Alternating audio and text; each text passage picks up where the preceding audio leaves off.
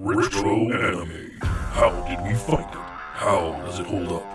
Unpacking the ins and outs of being an old school nerd and proving that 80s kids can't remember a damn thing right. These are the mindless midlife musings of the anime nerd.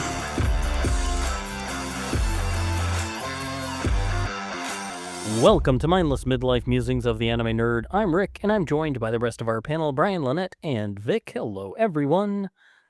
Hello. Yeah. You sounded extremely happy there.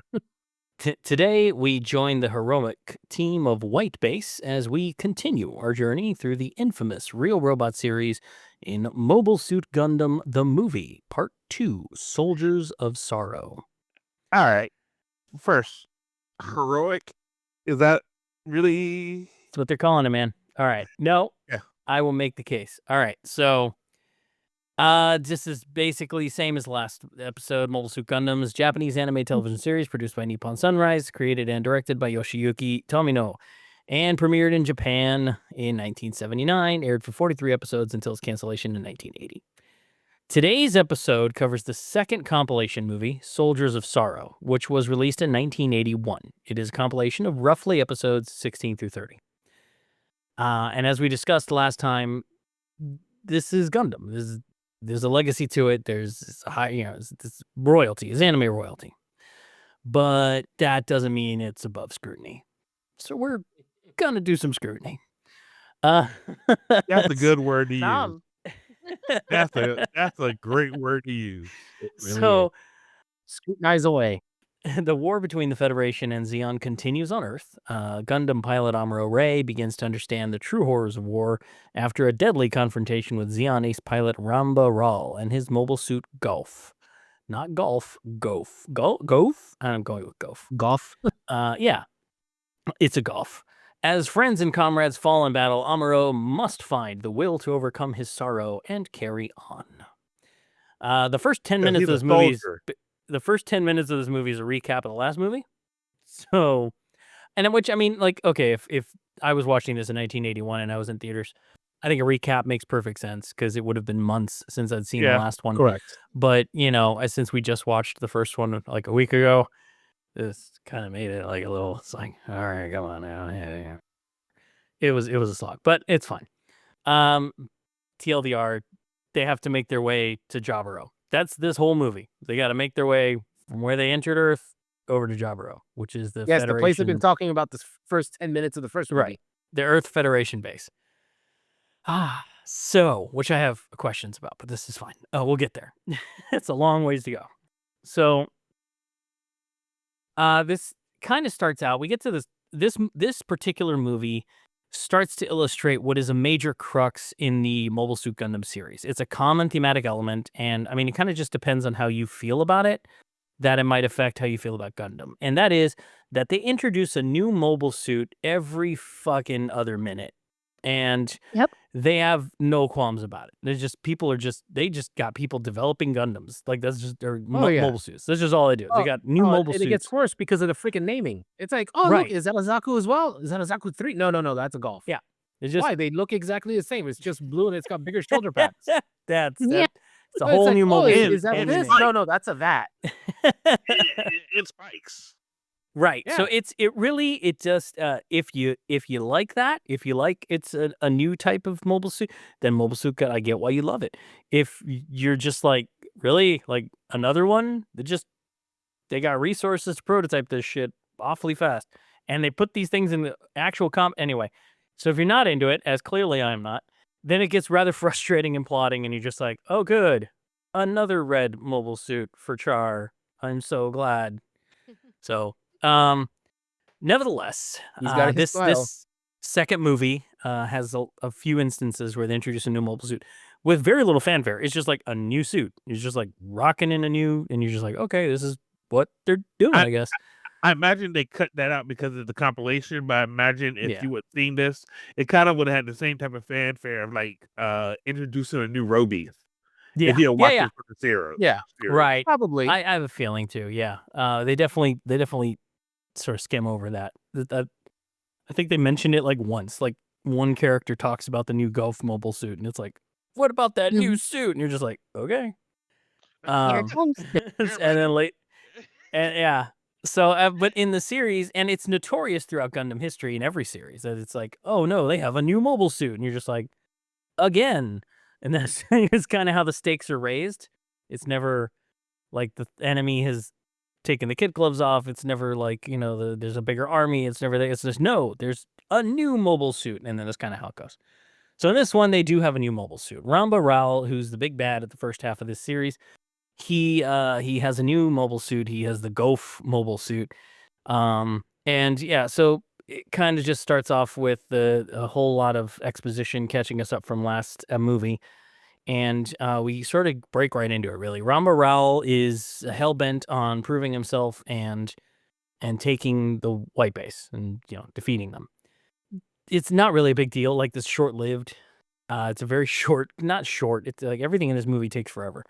But they do this whole bit, and then they win, right? And then they capture a guy that was a Zaku pilot, and they keep him in the hull, and they're trying to interrogate him, and then for no reason whatsoever, they let what's her name, Sayla, go and talk to him, because that's just, anybody want to talk to our prisoner? Does anyone?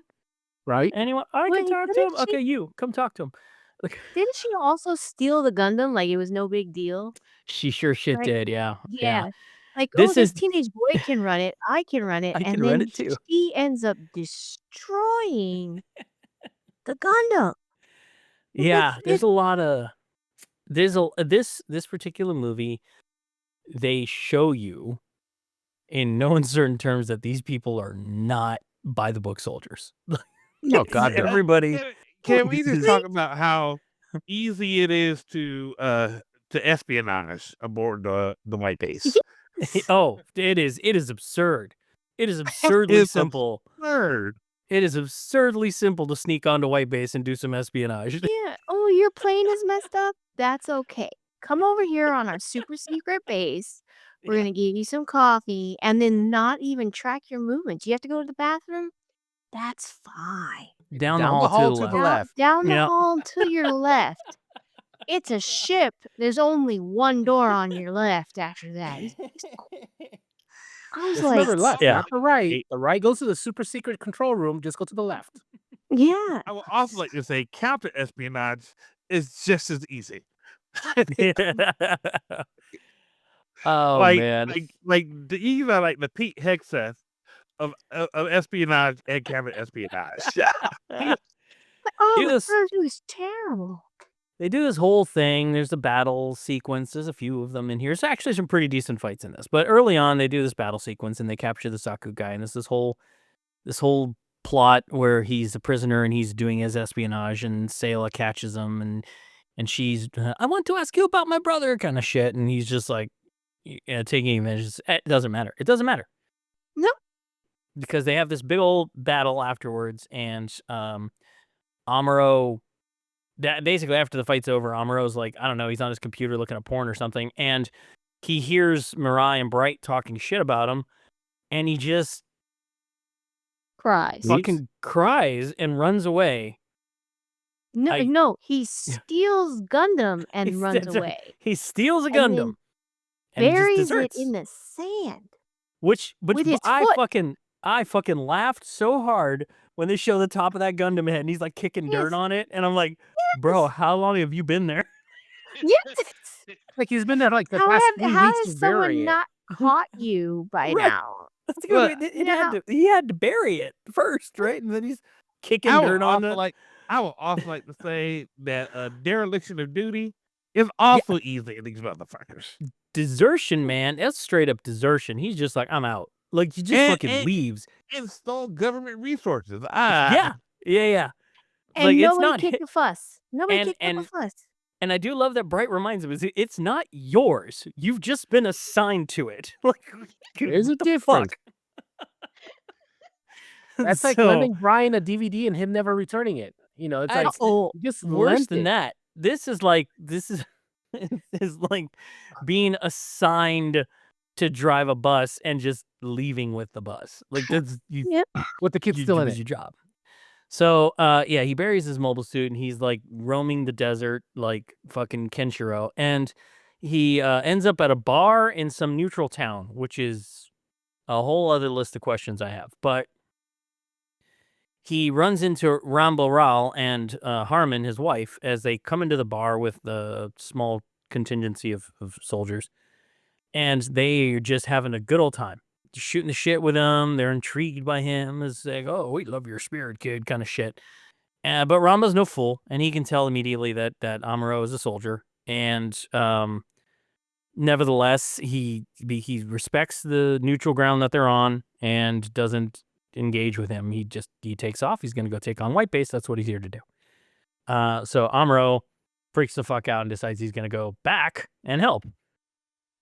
But Suddenly, They're not going to follow you at all. That's yeah, totally look, that not going to whole happen. that whole treaty scene Yeah. or truth scene where I'm not. Yeah. Those motherfuckers didn't mean it. yeah, they got all right. Didn't at all. I mean, Yeah, They just didn't want to Uh. spoil the dinner and beer yet. I don't know. So Amuro, he intervenes in Rambo's attack and defeats him, right? Just soundly like destroys his mech. And Rambo's like, I'm not defeated. He's in his suit. And I wrote the note. I said, boy, Ryu and Kai are just sick of Amuro's bullshit. Because he's talking about being the Gundam pilot, and Ryu and Kai are like, we can fucking fly it. What's your fucking problem? And right. Yeah, don't act so special. I love it when he said that. When he was like, it's mine. Only I can fly it. Ryu was like, you do know we've been studying, right? We could fly it too. you know, just the manual's only like 8 pages. Like, we got. Right. you You got think this. You you're the go only have one your who can read. tantrum. Yeah. You're the yeah, only it one who was- can read. Right. It was right. fucking I great. love that. That I know. verbal slap there. I was like, You know, So, that's you know, Lynette, that's a wonderful word that we're gonna come back to. Slap. slap is a great. Slap. Slap is. I think that it is probably more effective than any gun, Gundam, or vehicle they bring out of this bitch. But we're We gonna get gave- back to slap. We gave Hikaru a lot of credit for his Minmay slap. And that shit was amazing. Nah. But this is this series is the he's- granddaddy of mhm. slap. That's what this is. Mm-hmm. So You gotta slap Yeah, some sense into someone. You do it verbally Seriously. and physically. so there's this other attack, and I wrote the note down because I was just like, wow, like I can't even. And it's the soldiers, they all got these Cobra style jetpacks, like they're flying around like they belong in Cobra. And one of them flies up to the window, and the little kid's like bitching at him through the glass, and he's like, well, I can't hear this girl, but I'm gonna tell her to stand back because I put this bomb in her face. Right? Like, clearly she can hear me, even though I can't hear her. I'm gonna put this bomb in front of this 8-year-old. It's No, gonna be fine. Not to admit to the fact that, I'm Xenon and she's Federation. Yeah, Do you think she'll understand me? Be able to understand me? It's gonna Nah, be bomb. perfectly bomb. So Mirai saves her with no blat soda. It was like, dude, really? Like, it's a shame I can't hear this kid. Like, put this bomb right here. Anyway, I would have to say, White Base definitely loses that new car finish in this one. they do, without a doubt. It gets Yeah. just in a true. Yes, absolutely. So, I guess the positive takeaway here is that these conflicts, as they go on in the first half of this, they do show Amuro growing as a pilot. Like, his skill set's improving. They start to show off in this movie his new type abilities. Like, he's starting to get his precognition. He's starting to really be able to control his, his insight, and his reflexes are faster, and he's able to. And they show that really well. They do show him like overtaking swarms of villains, like with relative ease. Do you know how they did that one with the biggest thing? They Hmm. showed how fucking low the bar could be. They said, look, yeah, you can pilot it, but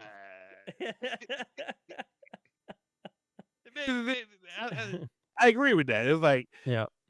she sucks. And these are all the people we had that can possibly do this. And then we have Amuro, and Amuro's like, well, I'm gonna do all this shit too.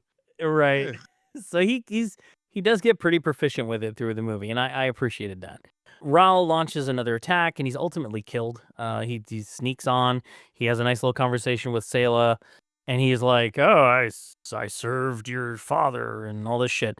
And you're just like, this is a really cool plot point that might have been important if we had spent any time whatsoever on that backstory, but we didn't. So you're just like, not for like 20 years until you get the Charge Counterattack films. And then you're like, oh, that's why this matters. So anyway, it's a plot point that means nothing in the context of the film. But so then he blows himself up. I guess he blows up. Like he dies. He just freaking Gundam head in a window and he's like, he dies. So his wife Harmon, which is just a terrible name, but there's a lot of those in this, vows to get revenge for him. I'll take Harmon over fucking Frau Ball any day of the week. That's a valid point. Look, I agree with yeah. Brian.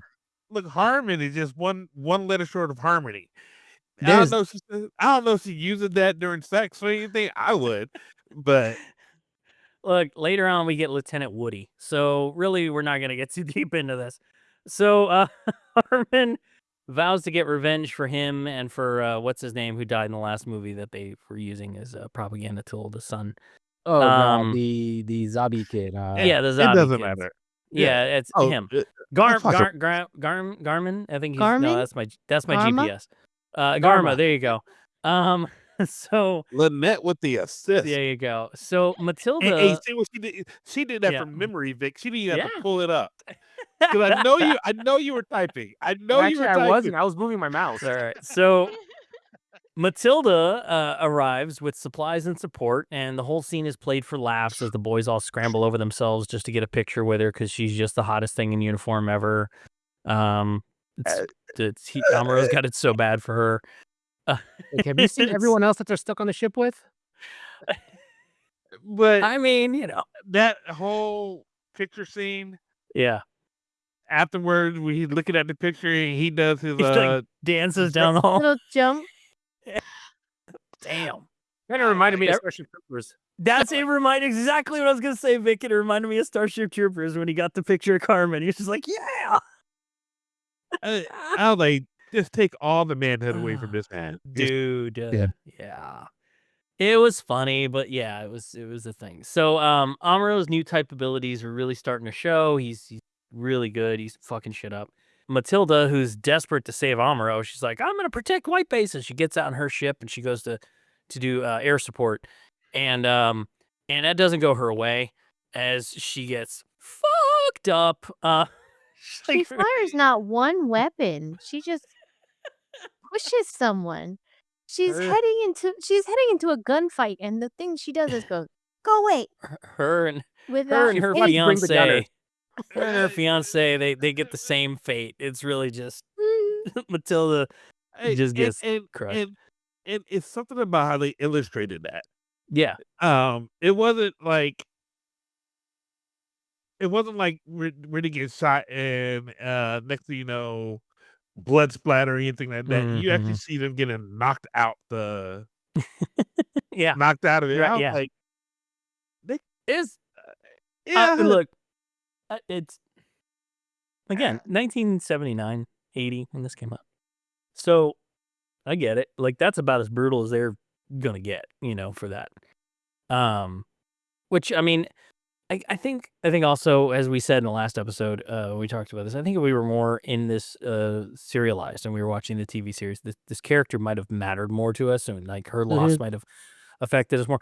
But it didn't change how I felt about the next thing, which is Ryu, who is fucking head wound and gets in his core fighter and fucking kamikazes right into Harmon as she's about to kill Amuro, and blows himself the fuck up. And I was like, damn, like that hurt. That kind of hurt because I really liked him. And he's easily the Roy Fokker of this. That's what I got out of it. Is he was the Roy Fokker character, the hard fought soldier, the guy who knew what he was doing and made the ultimate sacrifice to save his friend. Hey, look, mindless musing. I'm gonna go ahead and put this out here. Apparently, Street Fighter Ryu was named after him. I'm like, I'm gonna believe you. So let's go with it. It's a lie. It's okay. But yeah, so he makes the ultimate sacrifice. He destroys his core fighter and he kills Harmon in her ship. And that's sort of the end of that battle. And then Amuro gets really pissed at the little guy whose name I forgot, and he's just like, "I was doing my thing. What the fuck?" And so, Like, let's not change the fact that if he had been there, yeah, Ryu wouldn't have gotten injured. yeah, Mhm. If he hadn't, facts. yeah, If he hadn't been a little shit and like ran off to go get drunk, like he was, Ryu wouldn't have been hurt to begin with. like But yeah. he could have just took a Jeep, but no, he actually took the fucking Right. gun, Right, yeah. The single most important weapon on the ship. the most important weapon. He took it. Ryu dies, and he's mad at somebody. Yeah. It was Yeah. some bullshit. I mean, I get it, like you taking responsibility for your own decisions is Especially when you're still a kid. Yeah, you're still a kid. Like that's a hard thing. I think one of the hardest things about this anime is that it's so fucking long, but it also doesn't spend nearly enough time with the emotional weight of the decisions of these characters. So I don't know how it can be so long, but also not spend enough time on the things it needs to. Like, I don't know how they managed to do that, but they did. So it's an unfortunate thing. It's a thing that's very sad, but it also like they're like, and we're moving. So this Odessa mission thing was like super costly. You could definitely tell they do a better job in Starship Troopers on that. They did. They did actually. I will agree with you. Yes, they did. They did a much better job at that. And the reality is trauma, something like trauma of war. Yeah. It affects you way longer. Absolutely. You know what I'm saying? Yeah. It's like they show it, but the weight of it is much heavier. Much heavier. But not in this. In this, it gets resolved fast as fuck. Like, it's just, I'm all better now. Let's go. Yeah, I don't know. It was kind of a rough thing. It's, again, I appreciate what they were doing.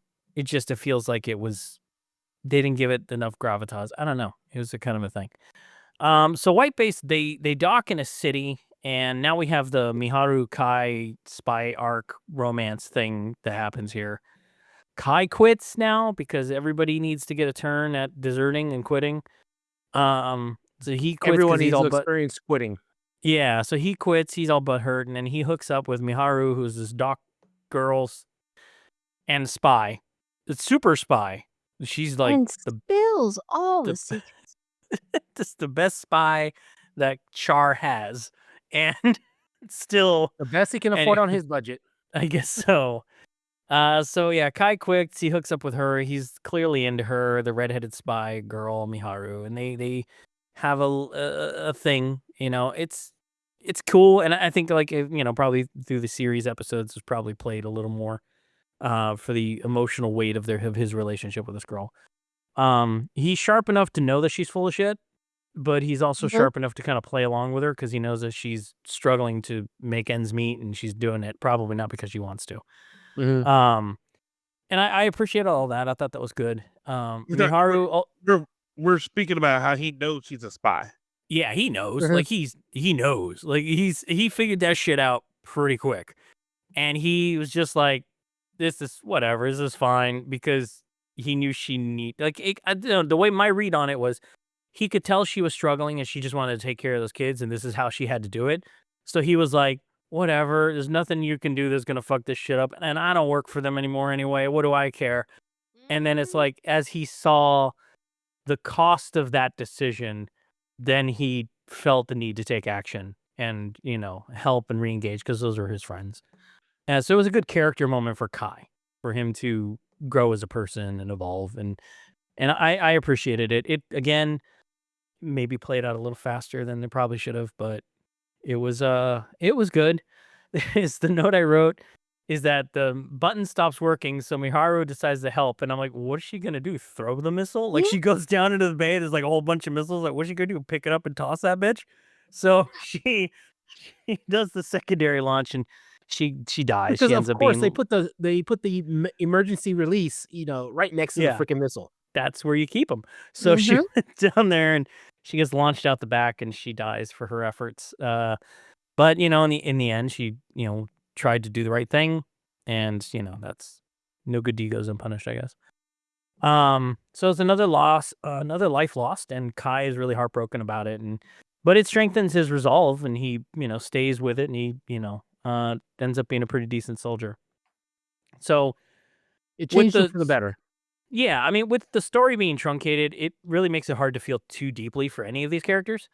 But I mean, the alternative is that episodically, it might have been really boring. Like it might have been it might have dragged on too long. I don't know. So, but this is just how we got to get through it. So, White Base arrives at Jaburo, and I was like, oh, it's like a super secret base under the jungle. Like, that's all right. Now we're getting into it. We are introduced to Matilda's ex-fiance, because she dead. His name is Lieutenant Woody, and that was pretty. He was like, Amuro was about to go talk to her, or like, did Matilda talk about me, or Yep. Yeah, we were engaged, and he's like, cool.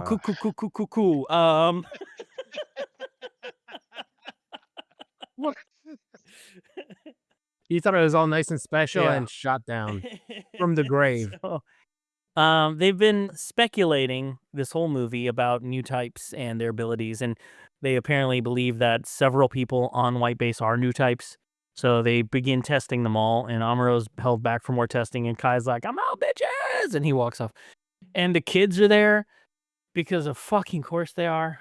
And they've been in this throughout, and as usual, they are just a distraction. And Amuro, he's really struggling with Matilda's loss. You would swear he was Woody.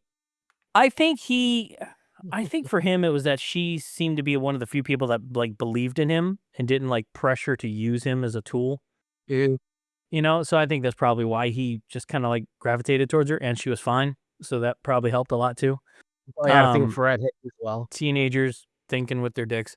So he's pretty sad about that, and even Woody is like, bro, it's not your fault, man. Like, you're okay.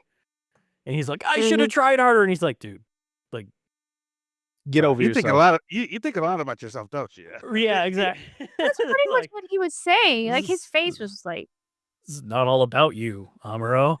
So anyway, and I wrote this time code because I laughed. Is the snake shocked that the Zaku showed up? And it happens at about an hour and 47 minutes. And the Zaku roll up, and the snake turns, and it's straight out of Looney Tunes. The spots jump off the snake as it hauls ass. I was like, oh, wow. They decided that even in the movie version, they were like, we're going to make a serious movie version. They kept that in anyway. Right.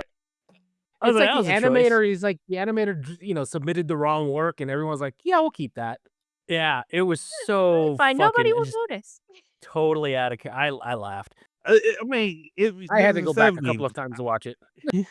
Somebody can go and go to a zoo and say, well, what does a snake look like when it's shocked? We'll just go ahead and go with Looney Tunes. They do it better. Man, perfect. It's reference material in its collection. It was. I had to write it. It was funny. Yoinks! Amuro gets really angry because Ryu gets a posthumous 3-rank promotion. Take your time with this. Take your time with this. I'd love to. I want you. They're having a ceremony afterwards where they're awarding basically promotions for each member of White Base. Everybody's getting different rank increases. Some of them 1 rank, some of them 2 rank. Ryu gets a posthumous 3-rank promotion, and Amuro loses his shit because he's like, he was the fucking best of us, and he deserves a fucking statue, and he doesn't give a shit about the 3-rank promotion. He's fucking dead. Like, what do you got to say about that? And of course, he gets the shit slapped out of him again, which happens a lot. I was afraid you were going to do that. I was afraid you were going to do that, sir. Go ahead. The guy goes to slap him, and he moves. And the guy does a spin around slap, and then says, why did you move? If you move again, I swear to God, I'll put you in the brig. And then comes back and slaps the shit out of him. Yes. Yes. Thank you, Brian. I was that afraid needed to be broken down. Like, don't use your new type abilities. Just take the hit. I really laughed so hard. It was funny. That was the funniest thing. I was like, what has happened? Yes. They wanted to give Ryu his due, and that Amuro wanted to give Ryu his due. And I appreciate that they wanted to make that like a point of contention for him, that he's just another cog in the fucking government machine. And his death meant nothing. They're going to just posthumously, they can make him a fucking admiral. It doesn't fucking matter. He's dead. Mm-hmm. And Amuro's right. That's bullshit. So he's very, legitimately upset about it. And then they had to make it light. So they did the slap thing right after that. They immediately this might be getting a little too dark, guys. Hang on. Yeah. Let's slap somebody. Slap that right after that. Can we talk about the next scene as well? Yeah, go ahead. Just take us out. Start it. So, Fraulein. Yeah, Fraulein is tending to his slap and gives him. Now, we all saw the cheek that he got slapped on. Yeah. Yep. And she shows why she's the best medic on the bitch, because she gives him a compress. And you can see the mark where he got slapped. And they put it on the other cheek. Yes, they do. Mm-hmm. See, what happened, Brian, was he had gotten slapped so hard that the shockwave reverberated to the other cheek. And they had to put the compress there, because that's where the force everything back that's where it's supposed to go. That's it. They had to push all the swelling back in the other direction. It was almost next week. He almost got slapped into next week, so they had to. He almost got smacked into episode 3. I seriously. So the thing one of the things that I thought was interesting is White Base arrives at Javaro, and now suddenly Mirai's last name starts mattering, and they're like, "Oh well, you're on here because your father is a diplomat of whatever balls and bullshit thing." What? Where'd this come from? So wait a minute. Hey, I called them the Gundam Muppets. Yeah, those two guys. Yeah. The two guys. Statler and Waldorf. Absolutely. Yeah. They're the Gundam Statler and Waldorf, because they start talking shit about everything. Yeah. Even to the point your where father's a diplomat. He was a diplomat too. Even to the point where that's exactly what it was like. You got the touch type music going on. They did, and then it cuts to them when they're talking, and they're talking some. Yes, they stopped the music for them talking. Yes. So basically, you find out that with Mirai being on the ship, that they basically turned it into some kind of diplomatic daycare. They're just we don't want to put the White Base in any real danger because this girl's on the ship and she's kind of a big deal. So it was a pretty interesting thing to find out when you see that what's happened to White Base all this time. Mm-hmm. All this time, you're just okay. They've been used as bait so many times. Yeah, you're just that was the safest you made her. That was right. The safest that she was safest in that situation. Hell, the was like, y'all couldn't have put me on this base with her.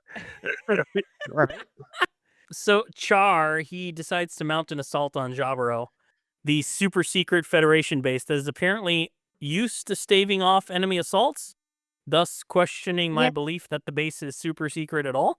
Because they're just oh, it's just a bombardment. We're used to that. I'm like, but you guys are a super secret base, under the trees and shit. It's one of those things where they knew the general area, but they didn't have the exact address. It's we're just gonna blow up all these trees. We're so secret. Everybody knows where we are. It's somewhere in the Amazon. Which, if you look somewhere, has anyone looked up Javaro on Google Maps? No. But now it's your homework. Google Earth would have led them straight there. No, but seriously, Javaro's a real place. Just look it up. It's hilarious. Actually, I'm gonna send it to you guys. All right. So it's a super secret base that's not so super secret. Everybody seems to know where it is, and Char found it with barely an inconvenience. And they do this this big assault mission. Char and Sayla, they get to face off, and he gives her the "join me and we can rule the galaxy" bit, and she plays that off so poorly.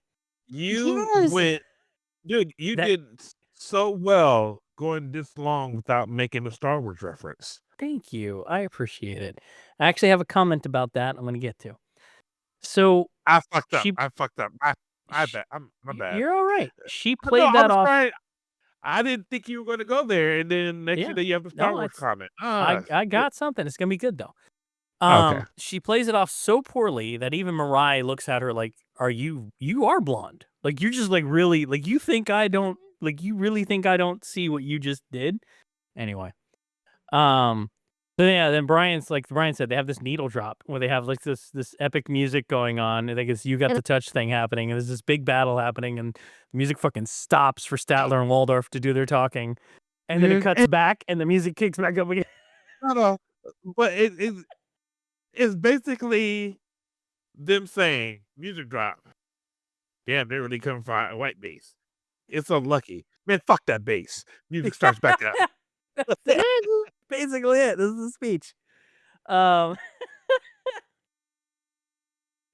man. So Kai is driven to avenge Miharu, and he wants to fight. He's a good soldier now. Amuro has a renewed sense of duty after his conversation with Woody, and Char is sporting another mobile red suit. This one's different than his other red suit, mobile suit. It's a new mobile suit, so we got another and he's tearing through Federation forces. Like super easy. Amuro engages. Go ahead. I keep on. When you look at the Gundam, right? Yeah. And you look at the Gundam. nice lines it has on it, and you know what I'm saying, it looks like a mech suit. And Sure. then you look at what the Federation is throwing out there with the big dome, Yeah. with the 3 pincers. I mean, it's like, how is this a war? Right. Yeah. It's I don't know. It's interesting. It is interesting. The designs are so dramatically different. Char he's fucking shit up. He's pummeling through everybody. He's fucking it's terrible. But Amuro engages with him, and apparently so does Woody, because why not? And Char just fucking bitch slaps Woody's whole ship, and Woody dies just like Matilda. Just now this is what I meant by how they animated it, right? yeah. I don't know if you see when he slaps it, you actually see is it Woody? Yeah, Woody. It's Woody.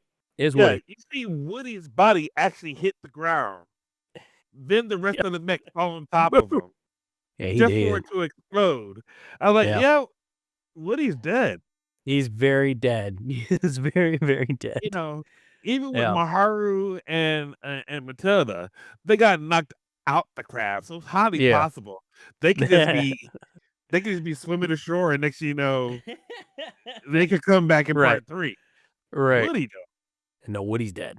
Woody dead. There's no coming back from what he went through. He is Woody, and that is his spot where he died. So he he's will very not dead. be in Rush Hour 3. Yeah, for sure. Amuro gets the W. He fucks up Char, and Char retreats, and he's like, "Oh, this guy gets so good," kind of thing. And you're just like, "I'll get you next time, Gadget," and he runs off. And it's kind of interesting because now Bright, even though he clearly knew this in the first movie, he said it, if I remember correctly. He now seems to accept that his mission as White Base is to be a decoy, is to draw away the Xeon army and have them chase them to the ends of the earth while the Federation makes their moves to win the war in other ways. And he seems to have come to grips with the fact that this is my fucking lot in life. This is the straw I've drawn. I'm just going to have to do this. And this is my fucking crew. And he's just like, this is what we're doing. And that's kind of like it, right? So then the credits roll as White Base flies off. And it's like, all right, well, We that forgot was about that. the new blonde guy added to the crew. That's right. They did add the new guy. I don't know. But they did add a guy. Remember him. He's Yeoman Johnson. Yeoman Johnson will get more play in the next movie. And you can tell he's automatically going to be a douche. Yeah, that's just guaranteed. Automatically going to be a douche. So the things I wanted to talk about, and Brian, we'll go straight to the Star Wars thing, is I had previously said in the last episode that this is basically Star Wars. I'd said that these are basically Jedi, the new types are basically Jedi, and that it's like a whole riff on Star Wars. And I think I want to pull back on that. So in watching this, the new types aren't really like Jedi. They're not like mystical or anything like that. They're evolved. They're just the next evolution of humans. So really, they're more like X-Men. Right? New types are like X-Men. They're a mutation. They're a natural evolution of humans who get exploited by their government, used as weapons to be discarded. Like, they're not revered or mystified. In Star Wars, people look at Jedi and they're like, oh, it's fucking Jedi. In this, they're like, it's a new type. Put them in a mech and fucking kill them. Like, they don't care about the new types. They want to use them as weapons. And that's, I think, a pretty clear distinction from Star Wars. So I don't think this is so much Star Wars as it is something else, like sort of X-Men-y in that sense that these are evolved humans and they are treated like shit and they're expected to just put up and shut up. And I think that's a little more my read on it now after experiencing it a little. So while the idea, is there that there are similarities between this and say Star Wars, the new types are not Jedi, and they're not treated like Jedi. This is like the opposite. It's a little more realistic.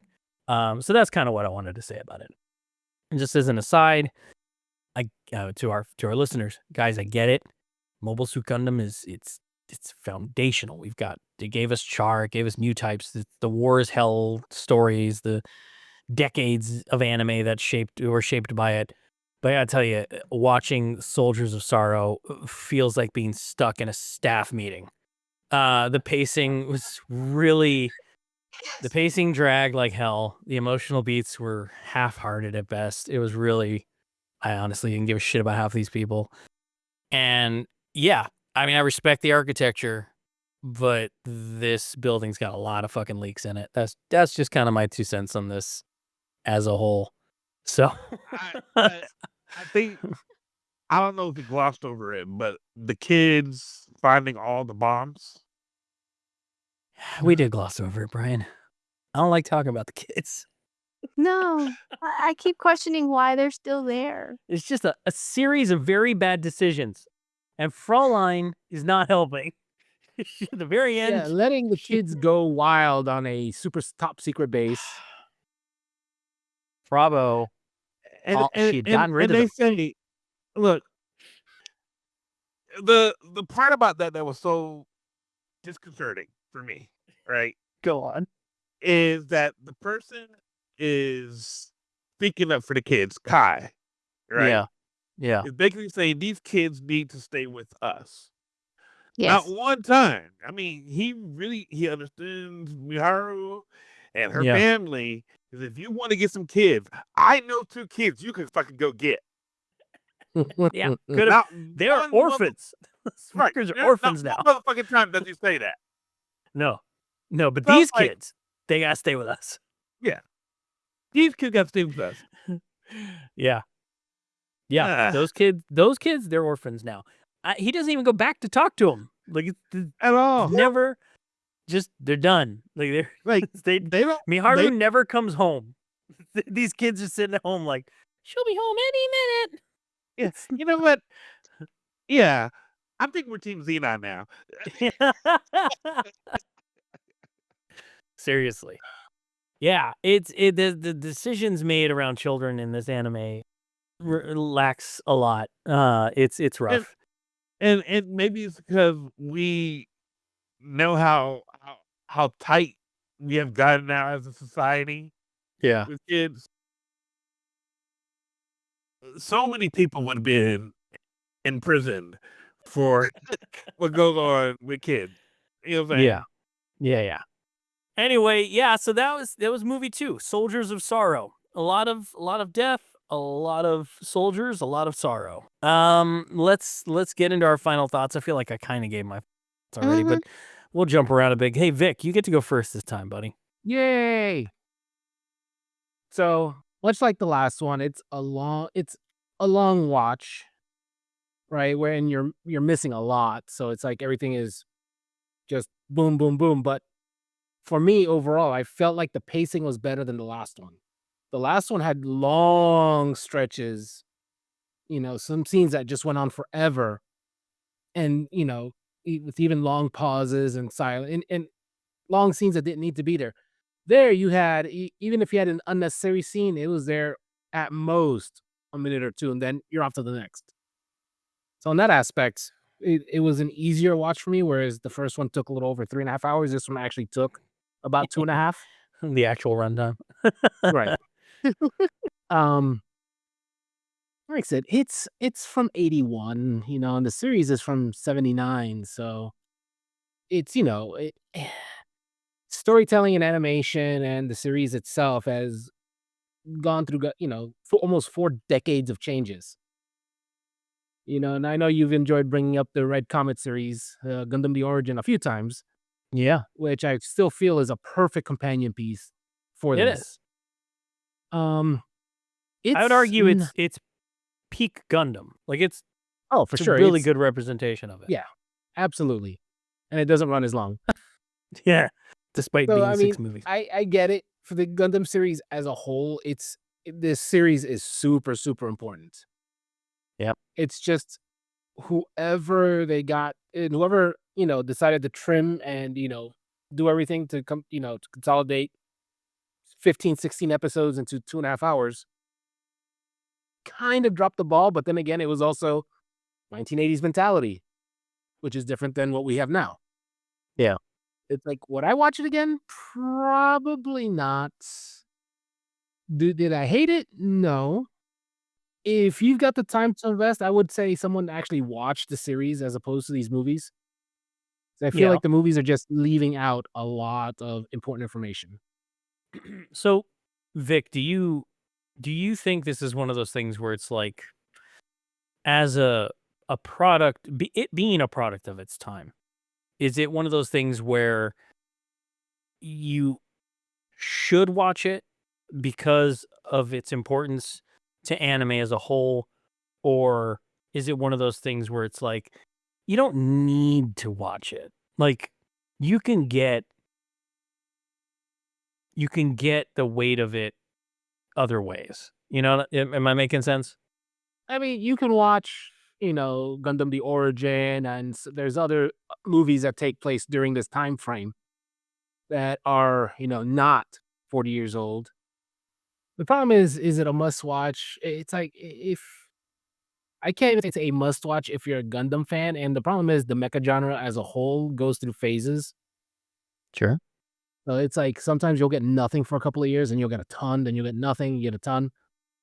And let's be honest, chances are if you're a fan of Gundam, there's a very, very, very good chance you've already did.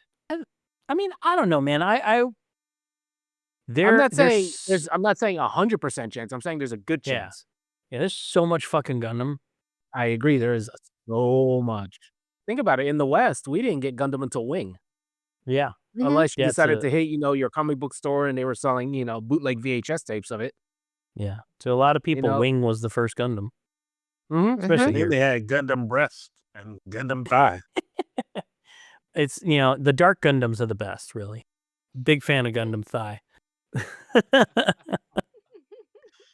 Wrapping up a Gundam drumstick. Shit. All right, Keep so it nice and simple. all right, so not necessarily required viewing. Not required viewing, but if you're a fan of Gundam, you probably should one day. All right. But I would still suggest the overall, 50 billion different episodes as opposed to the condensed movies. All right. Cool. Lynette, you get to go next. I got to watch it with my mom. Oh, okay. And Was I that a said, good thing or a "Gundam." bad thing? Oh, she goes, I know Gundam. I've heard about them. Okay. We watched it. She goes, are you sure this is Gundam? Just thinking I Gundam. don't think this is. And she goes, I don't think this is him.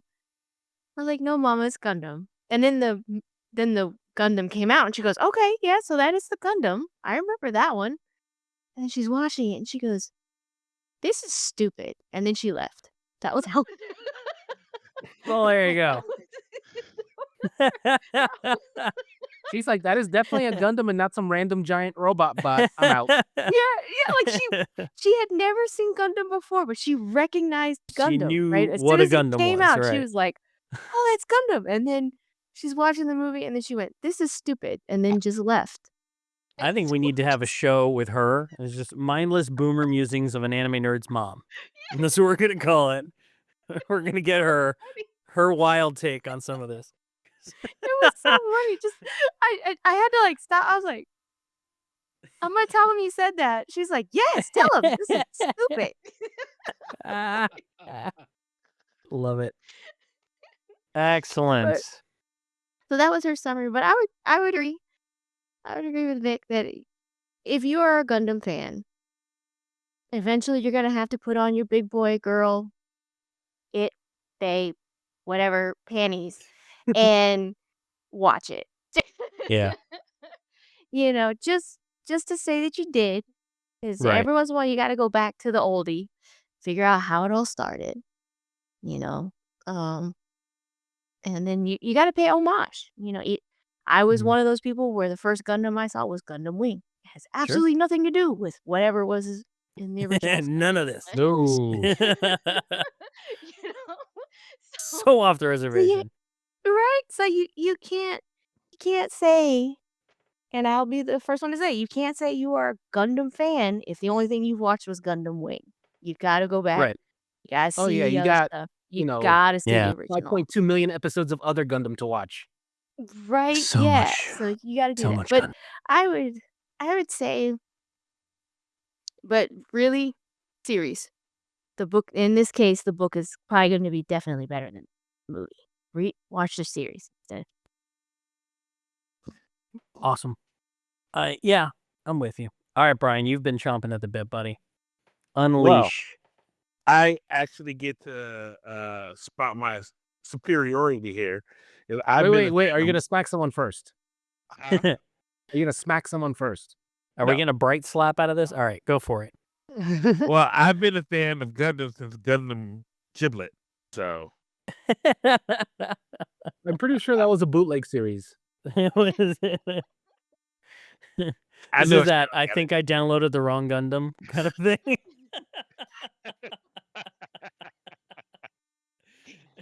Nah. Other words that you probably rarely hear me say in our series. I agree with Vic. You're right. I'm so happy. This is a wrap. That's Just put it there. next time on. That's it. That's a wrap. Thank you for watching. That's all you got. You don't want to have an end after that one, huh? That's it. I got nothing. But, I actually enjoyed this one more. Yeah.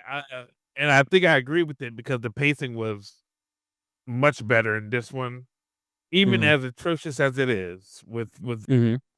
everything. But we really talked about how all these themes could have alluded to, what it was like, especially when we were talking about the introduction of the fanfare, the lack of fanfare for the new Gundams, and we're like, well, that would have been just like Voltron. Yeah. That statement coming from me shows that I had a little bit, I paid attention more in this one as I did from the previous one. This one held my attention, and it kind of made you hold your attention because if you didn't, somebody was going to die, and you would have been like, "Oh shit, that person! Oh, wow." Yeah. There's a lot of concepts they don't really understand the weight of, not just trauma, but espionage, counter espionage, daycare. All these things fucking mean something, and Daycare. yeah, daycare. They don't really understand what that shit means, But that is something that you do see on the military base. You do see daycares on the military base, For sure.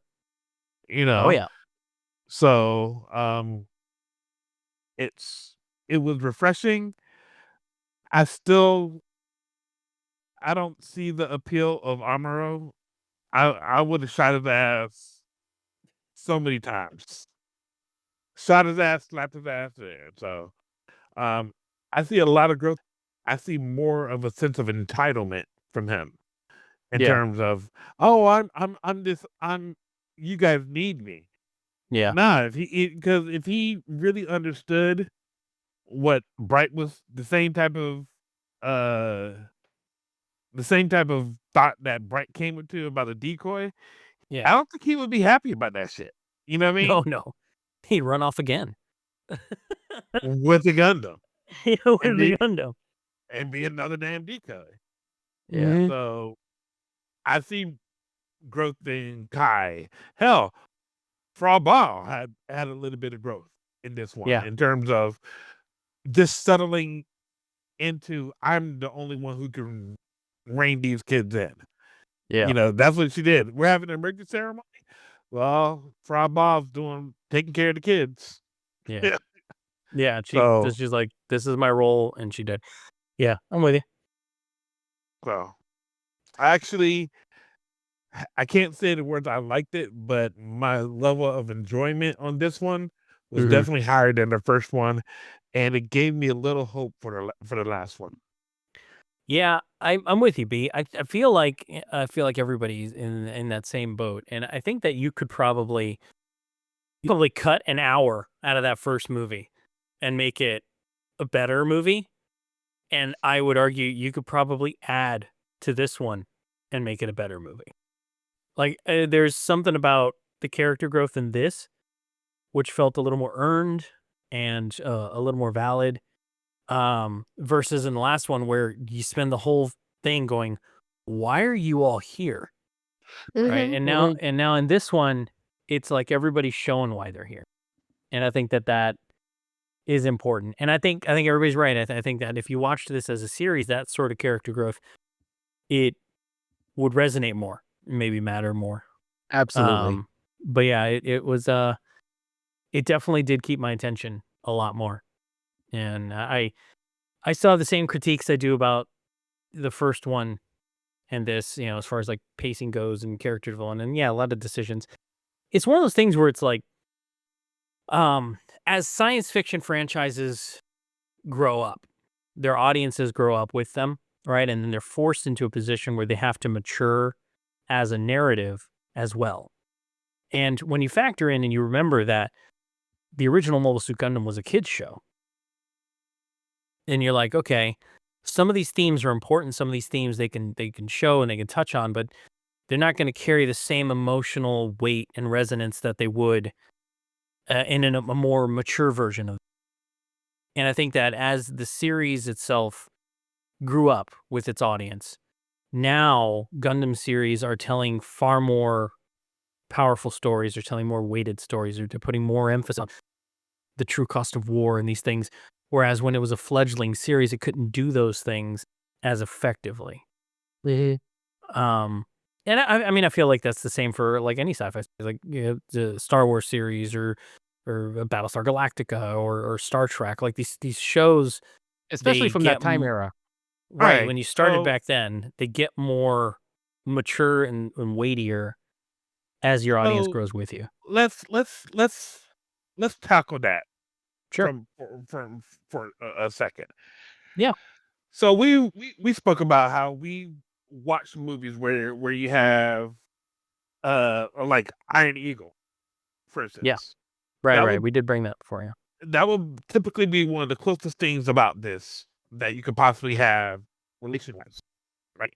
I'll give you that. Absolutely. So the thing about Iron Eagle is that it gave you a wonderful bridge between not just the material or Hmm. introducing kids to the concepts of war, right? But say your father who was in the military, if he had saw Iron Eagle, wow, even Iron Eagle talks about how much trouble he was in for stealing the the jet and everything that they did. They highlighted how much trouble they're in, right? But 2 generations would have been able to have a conversation about this. Sure. I believe that if you were in the military, or let's say this came over to us in the States. Now, I'm a military brat. If my parent had watched Gundam, there's no way in the world he would have sat down and been able to enjoy it, just for how ridiculous they handle the material of the military. Sure. Yeah. And there are times when it does need to be handled with reverence, especially as honor-driven as Japan is, right? You would have thought they would have handled military service way better than what they did here. So that would be a huge complaint I have about it. Yeah, I mean, I'm with you on that. The thing is that we are talking about, like, to continue on with your comparison. We're talking about a thing that is we're talking about 2 completely different medium. Iron Eagle, a live action feature film, its intended audience, very different than the intended audience of the Super Robot cartoon series that aired once a week. And I'm not saying they're wrong they weren't wrong for having gotten so much wrong about how protocol would work and how those things would work. It's all wrong. It's all wrong. I think that because the intended audience was that much younger, that it wasn't as important. Right. Like Iron Eagle, it was a Hollywood picture, right? It got released in theaters. It was intended for general audiences. Parents were going to go see this just as much as kids were going to go see this. So it had a different, and it's still absurd. Like, there's still some shit that happens in Iron Eagle, and you're like, really? Come on. Right. But because it wasn't a Saturday morning kids show, it was able to do those things differently. Like, if we put the same lens up to, like, He-Man, they had a military in He-Man. They had a monarch in He-Man. We could go in on the crazy shit that happens in that. But it was a They're kid's from show, Eternia. right? They're from Eternia. You don't know those people. So it's out of Grayskull. I mean, I feel like, it's like Brian's that's suspension of disbelief. It's like So that Eternia doesn't exist, so it's okay. So no, and I mean, it's not to. I'm agreeing with you in that they probably should have done better, but I'm also defending them in that their target audience they were laser focused on kids wanting to buy a Gundam robot on at the store, and they turned that into a fucking money machine. So they turned Gundams. When you say that, I really can't talk about whatever they did in it because of how successful it is, especially when they did Gundam Breasts, and that came out. So I don't disagree with you, man. I do wish that they would have gotten more of that right, but I agree with you because I'm an adult. Like, I think, and just as a kid, I wouldn't have given a shit about any of that because to me, I'd have been with Amuro. I'd have been like, that's not fair. Why are they going to make them fight? I'm taking my Gundam and I'm going home. Like, that's how Like a verbatim. fucking kid would react. Yeah. So I'm pretty sure that was in the script. So I mean, yeah, I agree with you. They should have got more right, but I think that those are things that evolved. Now you watch, like Vic and I have talked about multiple times, the Origin series, that takes a way more serious approach to the political intrigue and the militarism and the propaganda machine that gets built up around it and the revenge story and all of that. It's a way more mature story that takes place at this exact same time as this story. So as Gundam matured, so too did its storylines and its narrative and the quality of its work. And I think that's one of the harder things to get behind with it. And I mean, it's the same can be said of all these series. We got a hell of a lot more political bullshit out of Star Wars when we got our sequel prequels, right? And people were like, they're doing an awful lot of talking about trade federations and shit And kids were just like, Darth Maul's got a lightsaber with 2 points on it. This is fucking awesome. Right? So that's verbatim. They had to balance that, you know? It's animation is such a difficult medium because its intended audience can be so broad. But back then it wasn't. Back then it was, this is for fucking kids. This is what we're doing. And like Voltron, Go Lion was for fucking kids. Like this this is kids. So yeah, I wish they would have got more right. I guess I'm forgiving of it. Not though. Like I'm really just bothered by it. But it's I try to be more forgiving of it. If anything, it's like you are commuting their sentence almost. Yeah, that's it. Like you are so fucking guilty, but there's more. Yeah, I guess that's sorry. I didn't mean to drag that out, but that's I guess that's what it is. I agree. It's a slog, and the military stuff's all wrong. Even if it's not our military, any military, like it's just basics in the art of war that are wrong in this. And it's like, well, however, just remember, it's not Gundam. Right. It's not Gundam unless you have a war crime or 2 or 5. Or 10. That's fair. I'm just saying, this shit could fly in Eternia. Just throwing that out. You're right. In Eternia, it's perfectly normal. So yeah, I'm with you. I'm with you guys. I am. This was better. This is not The Empire Strikes Back to A New Hope. No, at all. Not even close. But if anything, if anything, is like it actually shows why the Federation is in the fight. Yeah. Like the Jaburo base is actually a pretty kick-ass base. Yeah. The white base itself is pretty fucking cool, like as a ship, but it's the fact that they're using it as a decoy at this point is just a whole other thing. It had its own basically dry dock where they can prepare a whole battle. Yeah. And a multi-tier system that showed the living room that had everybody's lounging and shit. I was like, okay.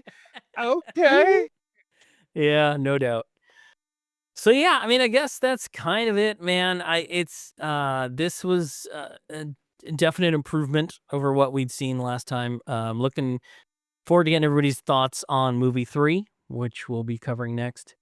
And then yeah, so I guess that's gonna do it for our show today. So until next time, keep calm and watch out for the bright slap. You've just been privy to the mindless midlife musings of the anime nerd, presented by Geek Grotto. For show notes and corrections, or for general geeky fun, you can visit our website at geek-grotto.com. If you're listening to us on your favorite podcast app, please like, follow, and subscribe.